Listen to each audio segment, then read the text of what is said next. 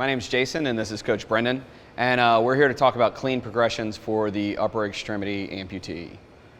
So what we're going to do is we're going to set up for the high hang, mid hang, and low hang position, or ground position basically, for a power clean, and then we're going to go for the full clean. And we're going to demo this basically the same way that you would see demoed in a USAW certification. So Brendan's going to go ahead and hook his prosthetic into the bar, and he's just going to deadlift this bar up to that top position.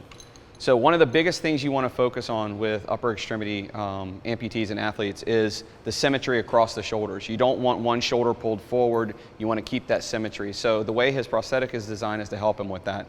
So all he's going to do for the power position, or for position 1 high hang, is he's simply going to sit down just a little bit into that position and hip drive up, catch the bar on his shoulders. Same thing with the non-adaptive athlete is he's looking at very, very fast elbows. And for Brendan, he's going to focus very, very intently on fast elbows across the room. As he recovers, he's going to keep that bar back down close to himself.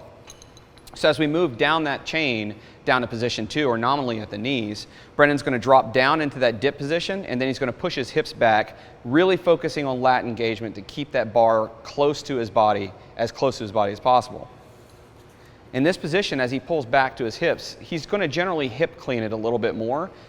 Again, focusing on lat engagement, keeping that bar as close to his body, fastest elbows he can get. Go ahead, Brendan. Exactly, just like that. As he recovers, once again, always keep that bar close to your body. Anytime the bar gravitates away from your body, you end up having to chase it. As he moves down to the floor, he's going to go ahead from this top-down position and move himself through a reversed version of what it's going to look like from the floor. If I was to tape this and rewind it, it should look about the same. So down into that dip position, hips drive back. As it passes the knees, he drops his hips and chest at the same time. And from this position, when he comes from the ground, he'll pull past his knees, pull back into the hips, explosion up, catch that bar with the fastest elbows he can go. So now that we've talked about the progressions of the power clean from the top-down position with an upper extremity athlete, what we're going to do is we're going to talk briefly about pulling from the ground and actually doing it in a standard clean, or as CrossFit calls it, a squat clean.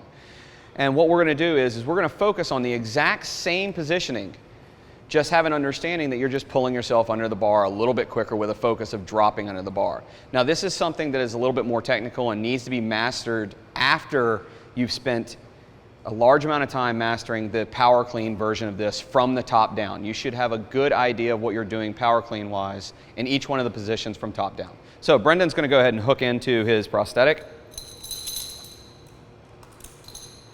And from the ground, he's going to mimic the exact same thing. The only difference is as he pulls, he's going to drop his body underneath, still focusing on landing in a squat, but catching with fast elbows.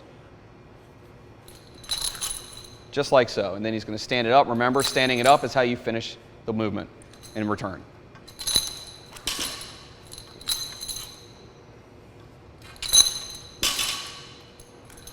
So what we're going to cover now is kettlebell clean, or one-handed cleans, for the upper extremity athlete that is above the elbow, or the athlete that's just simply going to use one hand to do their cleans. So what Brendan's going to do is he's going to work first starting with the one-arm swing with a kettlebell. So starting with the bell out in front of him, as you would with every one-arm swing, he's going to swing that bell back and develop that one-arm swing using his hips to drive the weight forward, always noticing that his thumb follows the distance, or the direction that the kettlebell is going. And what he's going to do is, as he starts to initiate the clean, he's going to pull his elbows a little higher and start to get that point where the bell's coming closer to himself. And once he's ready to clean it, he's simply going to turn his elbow underneath, bringing the kettlebell nice and close to his body, nice safe position. Return it back, right back up again. Much safer for the shoulders, much more productive in terms of hip drive. So now that we've discussed the one-arm kettlebell clean, we're moving on to the one-arm barbell clean.